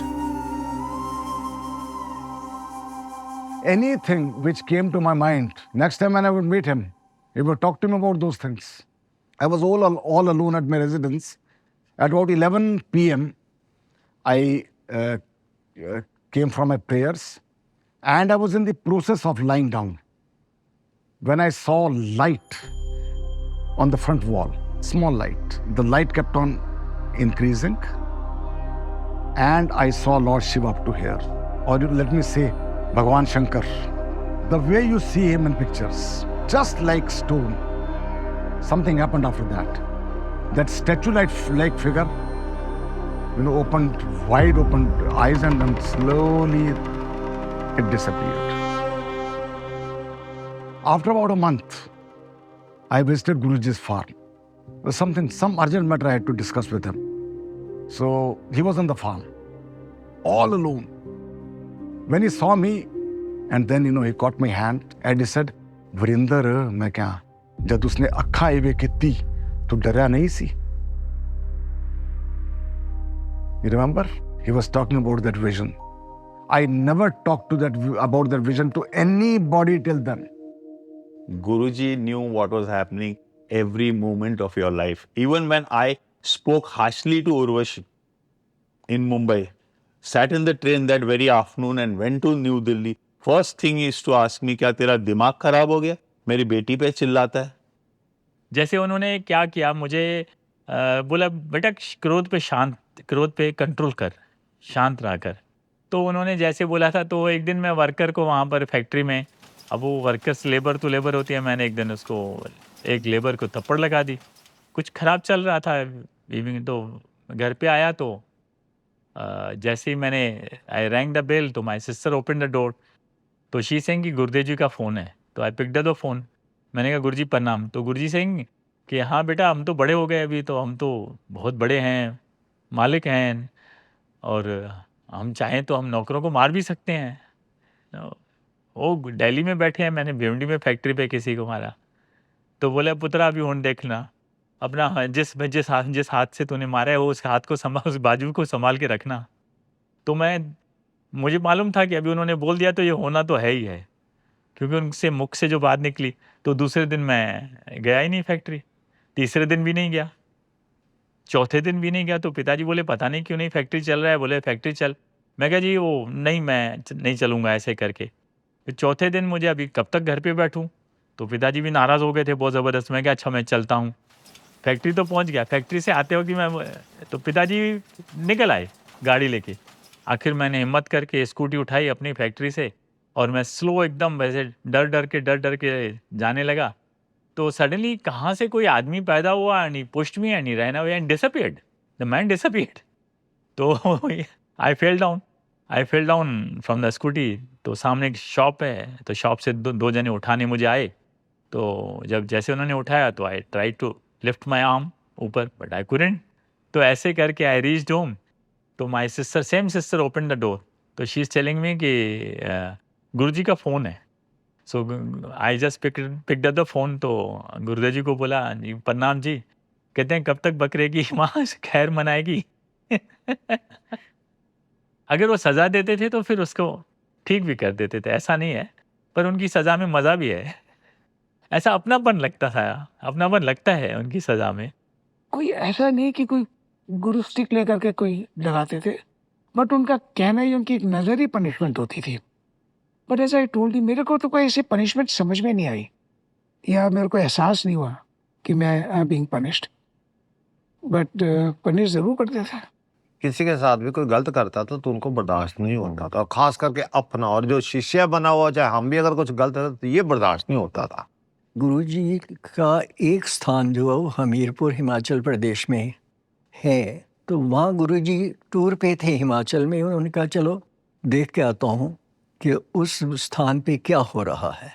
तो गुरुजी ने अपना भेष बदला, एक बूढ़े बन गए, यूँ लाठी लेकर चलते हुए लाइन में खड़े हो गए। और जब लाइन में वो अंदर आए तो उनको जो साहब वहाँ सेवा कर रहे थे वो कहते एक तरफ हो जा, तेरे से बाद में बात करेंगे।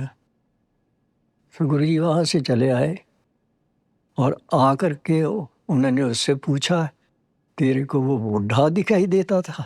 वो मैं ही तो था। ऐसी सेवा क्या करनी है? So the Guru is always testing to see your attitude towards seva. Are you doing it for self-glorification? Or are you doing it because you truly believe that you have to help another because your progress is dependent on it? So the attitude towards seva, how selfless you can be.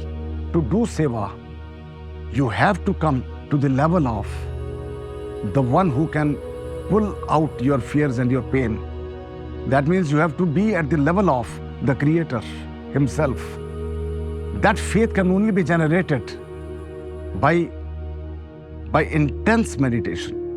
वो जब भी उनको समय मिलता था वो अपना meditation में लीन रहते थे। हम सोचते थे कि सो रहे हैं, लेकिन ऐसा नहीं होता था। उनसे सारी चीजें पता चल जाती थी, उनको हर चीज का उनको ज्ञान होता था।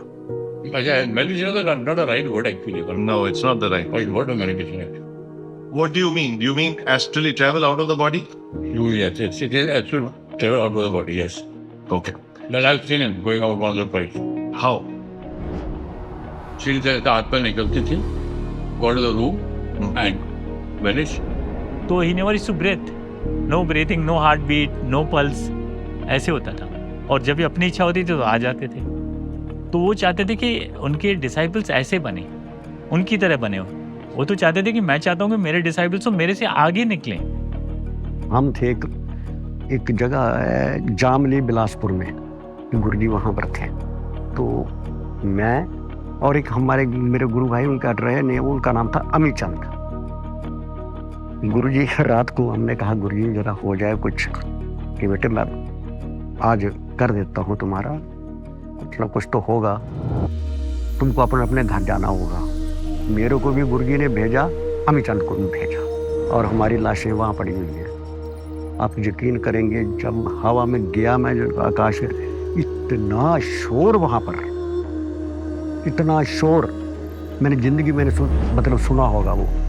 मैं तो वापस आ गया जी टाइम से, और मैं तो उठ गया।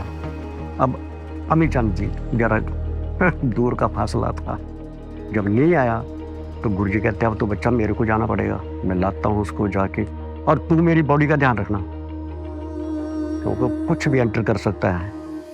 तो we have to take care of the body. अंदर किसी को आने नहीं देते थे, हम दरवाजा बंद कर देते थे। I had to be seated there, इतना दबा बैठे।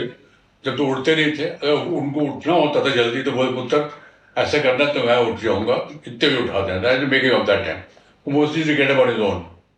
और ज़्यादा पार्ट में लेटते थे, काफ़ी टाइम पे लेटते थे part. And Guruji taught us practically, not by him telling me, "Beta, this is what you do." He did that one. And you know, when you see a practical and theory, they are two different things. Somebody tells you, it doesn't no impact, but if somebody shows you, has a great impact. One day he told me, I'm going to create two of you. One will be working in the court. I was a judicial officer, I was a judge at that time. And the other will stay with me. And after a month or so, in the morning at my residence was this Mr. Bhansingh to share a cup of tea with me at about 8 a.m. So I said, Chaudhary Sahab, kaise aaye hain? How are you here? Kati, you came over to my residence in this morning and you told me to come over and have a cup of tea with me at 8 a.m. But what time did I come? It was about 6 a.m. Then I went to Guruji. I asked him. He told me, I told you already. I'll create two out of you. मुझे भी एक बार इशारा किया कि मैं तेरे 3 रवि बनाऊंगा। एक रवि अपने ऑफिस में काम करेगा, एक रवि सेवा पे रहेगा, और एक रवि अपने घर की देखभाल करने के लिए, फैमिली देखभाल करने के लिए घर पे रहेगा। ये उनके वचन थे। तो ऐसे ही एक स्थान पे बच्ची आई, मुझे आई तो वो कहती आप मेरे सपने में आए और आपने मुझे मंत्र दिया। वो मंत्र 4 वर्ड का है। कौन सा मंत्र है? मैं परेशान हो गया। मैं क्या कौन सा मंत्र 4 वर्ड का, तो मुझे याद ही नहीं आ रहा था। मैं ओम नमो शिव, ओम नमो गुरुते, यहाँ जितने भी मंत्र है सारे ये मंत्र याद आ रहे थे। सडनली मुझे याद आया, वो हरिओम तत्स याद आ गया। तो मैंने बोला जी हरिओम तत्स। कहती हाँ यही दिया आपने मुझे। अच्छा, मुझे खुद नहीं पता कि मैं कब गया क्या गया, पर वो अभी भी हमसे वही कराते हैं। So these are spirits. These are not bodies. We don't communicate. Bodies don't communicate. It's the spirits to communicate. Spirits learn. I don't do anything. My spirit, which is powered by Guruji, does all, commands Lal to do this. And Lal does that. So, not gonna say, oh, ये Guruji नहीं है तो हम कुछ कर नहीं सकते. No. He did not just create gurus, he wanted them to go further than he did. And he was such a forward thinker that he created an institution that outlived him, that hopefully will outlive us all, where people are still being helped and healed in his name. And it's generation after generation, not just in India, but the world over, that is benefiting because this man actually planted a seed somewhere in the 1970s that we are all bearing the fruits of. What started as a quiet sanctuary became a spiritual force. It didn't begin with a plan or a push.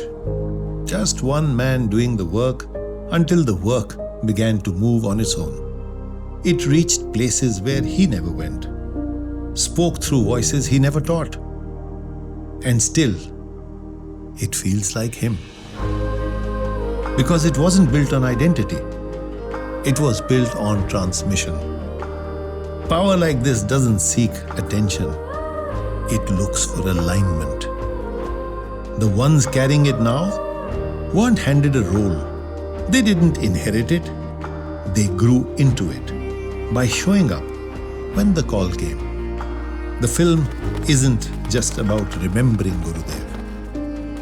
It's about carrying forward what he set in motion. While Gurudev might have left his mortal body, these enormous and extraordinary powers which he has brought still are in our midst through the sthans which are on earth.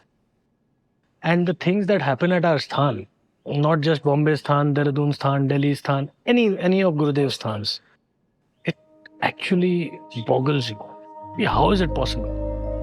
A gentleman comes to us, says कि मेरे sir में दर्द है, पैर में दर्द है, पेट में दर्द है, and the person sitting on the gaddi just touches him and the pain is gone.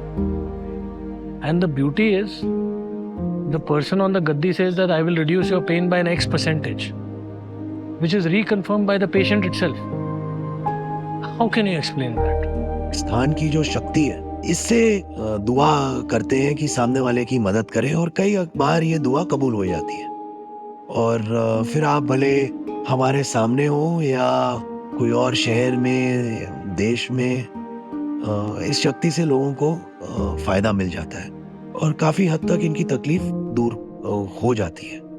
These sthans today are almost miracle engines in many cases and have abilities to really do great things for people who visit them on a recurring, fairly predictable basis. मेरे brother को एक stroke हुआ था, brain stroke, जिसकी वजह से इनकी speech, पूरी बात करने का जो वो होता है, पूरा डैमेज हो गया था। I came to the Sthan in 2007. I had just gone through a brain stroke, and the doctor said that his left side of his brain is totally damaged. That is the logic side of the brain. Whether it is going to affect his eyesight, his hearing, or he will ever be able to walk again. So we cannot promise about any of those. स्थान पे आने लगे और एक बहुत ज़्यादा improvement का pace जो है बढ़ गया, स्पीड ऑफ इम्प्रूवमेंट बहुत बढ़ गई।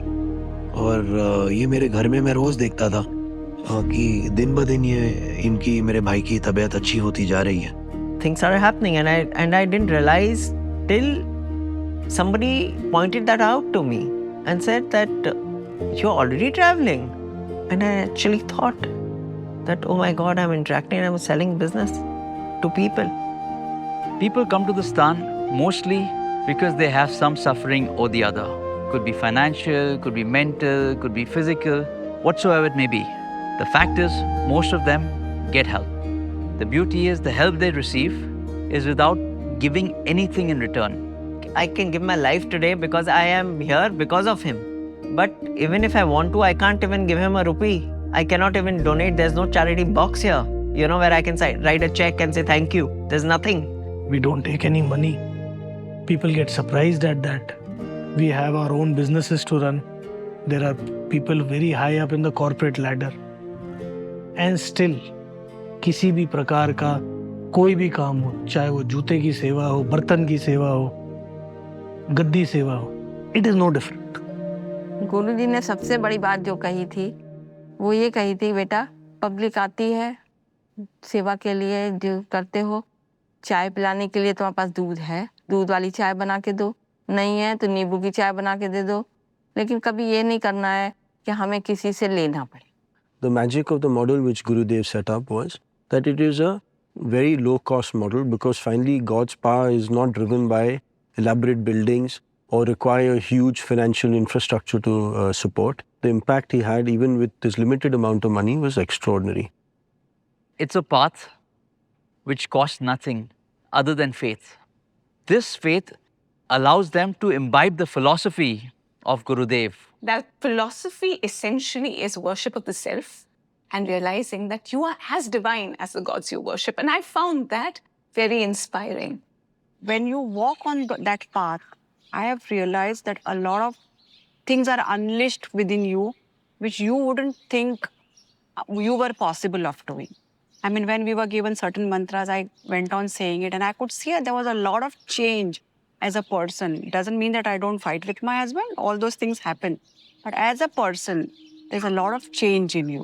It's just the energy at the sthan that changed my thinking without me knowing that my thinking is changing. You know, I came here as a patient. Today I do seva here. This is the only place, at least for me, where I have seen physical transferring of power happen. I call him Gurudev. My guru calls him Guruji.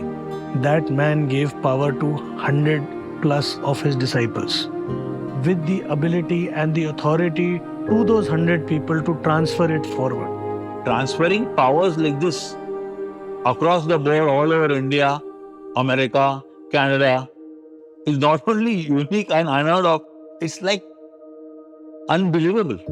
So, would you therefore say that instead of giving people the power, he gave power to the people? Would that be a better way to put it? Yeah, I think so. He gave power to the people, that's right.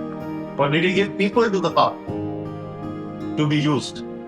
I mean, I'm just putting it. Yeah, no, I think he allowed a free flow of that power just to be sent through a medium more than anything else. Most of us believe that we don't do anything. It's the energies which do it. It's the Guru's grace which does it. It's Gurudev who's doing it. It's his energy, it's his power. You're just a medium. Anybody can do that, but you have to be the correct medium. महीने में एक दिन बड़ा गुरुवार होता है, one of the Thursdays in a month, जो कि बहुत लोग वहाँ पे स्थान पे जाते हैं अपनी प्रॉब्लम्स लेके, अपने कष्ट लेके। तो मैंने कहा मैं भी चलूँगा, तो हम गए वहाँ पे और अंदर देखा कि एक गुरु है जो कि बैठे नहीं है, खड़े हैं सिंपल साधारण क्लोज में, और लोग एक एक करके उनके दर्शन कर रहे हैं। हम उनके पास पहुँचे और उन्होंने पूछा क्या सवाल है।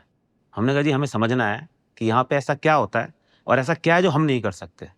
तो उन्होंने कहा बिल्कुल अच्छी बात है, ये तो आपने अच्छी सवाल पूछे। तो जो आ रहे हैं लोग, अगर अगला जो कोई पेशेंट आता है, आप ही उनको ठीक क्यों नहीं कर देते। उसके 2 मिनट बाद उन्होंने हमको एक प्लास्टिक चेयर दी, हम वहीं बैठ गए और उन्होंने हमें कहा जो नेक्स्ट पेशेंट आएगा उसका फ्रोजन शोल्डर होगा, उसको आपने ठीक करना है। तो पहले तो हम ऑब्वियसली ये सोच में पड़ गए कि ये फ्रोजन शोल्डर उनको पता कैसे है, क्योंकि पेशेंट तो आया नहीं था, उन्होंने तो बताया नहीं था। चलिए कोई बात नहीं, वेट करी और वो लेडी आई और उन्होंने मेरे पास भेज दिया और बोला कि आप इनको ठीक कर दीजिए। हमें तो समझ में आया नहीं, जो लोग बाकी सब कर रहे थे, हमने अपना हाथ पार फेरा उनके शोल्डर पे, ये समझते हुए कि वो ठीक हो जाएंगी, और मैं आपको क्या बताऊं, वो ठीक हो गई। It takes a millisecond at most, but to reach that millisecond is a long journey because the guru has to test your capabilities. A perceptive guru will see your potency and your potential, but you have to go through a process to get to that millisecond where he transfers the power. And when you come to a point where you think of others before yourself, that millisecond will happen when that intent fructifies as power transference. A running power which is running from first generation to the second generation to the third, there is a fourth generation also. Why fourth? I see many more generations who are probably starting off. So the fact is, people came with a problem, they built faith, belief, which led to transformation and evolution. This continuity has already been there for 40 years, and it's spread across so many people with such extraordinary powers that that is why I think people view Gurudev to be a Mahaguru. His brand of spiritualism was very inclusive. It was not exclusive. It was not based on hero worship. It was on worshipping the self. And I find that extremely inspiring. In fact, be it Gurudev or Guruji, they did not like people even touching their feet. It was more an act of reverence of the devotees and the disciples. But if you were to ask them, they would not encourage the act. But I think there was a deep understanding that since We are perceiving the world through the senses. There is a limitation, and that is why they allowed photographs to be taken. But the reality is that, spiritualism is not about, ringing a bell in a temple or praying to some god or goddess. It is about that entity which is within all of us. To learn about that part of us, which is going to be around for thousands of years, I found a little more interesting than learning about this body which is going to be around for 70, 80 or 90 years. Getting an opportunity to serve is the most important thing for me. For me, there's nothing before and nothing after. I have not yet found a better way to live because it allows me to be multiple things. Great. ऐसा गुरु कहाँ मिलेगा कि आप गृहस्थी में रहिए और सारे काम करिए? Every person should pray that he should get a guru like Guruji, and you don't have to get him in physical form. Guruji is still there. मेरे पास ही रहे हैं वो शुरुए दास्तां से, मुझे होश ही ना आया उन्हें देखता कहाँ से। हर टाइम साथ रहते हैं। बाबा अपने कैमरा बनाता है, कर रहे हैं साहब बताओ, हैं?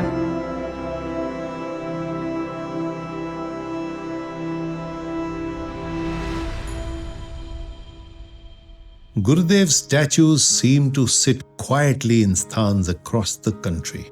They weren't placed there to be admired. They're there because clearly they are enlivened stone. They can hear and respond, even heal without human help. Rhythm says the statue turned its head. Alpana swears it glowed blue.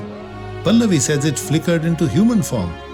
And to be fair, she's not exactly prone to dramatics. These weren't people chasing miracles. They were just going about their day until reality decided to bend the rules. It's easy to roll your eyes. Maybe they imagined it. Maybe it was agarbatti. Who knows? Or maybe the Murti has a great sense of being. Subatomic consciousness. Power like this doesn't need a face. It just needs an avenue. And sometimes that avenue isn't a Murti at all. Sometimes it's a dream, or that twilight zone between sleep and awake, where logic takes a tea break. A pain that lifts, a calm that arrives without warning. Something that once felt impossible, suddenly possible. And somehow, without any doubt, you just know it's him. He didn't show up because you earned it or because you felt you deserved it. He came because something in you, even for a second, was open enough to receive. He's not here to be worshipped. He's here to help you rise even higher than he did. And luckily for us, he's not done yet. Not for another 250 years. So hang in there. मेरे मालिक बना दो मुझे, अब तो दिल में समा लो मुझे, कर दो रोशन सारा जहां।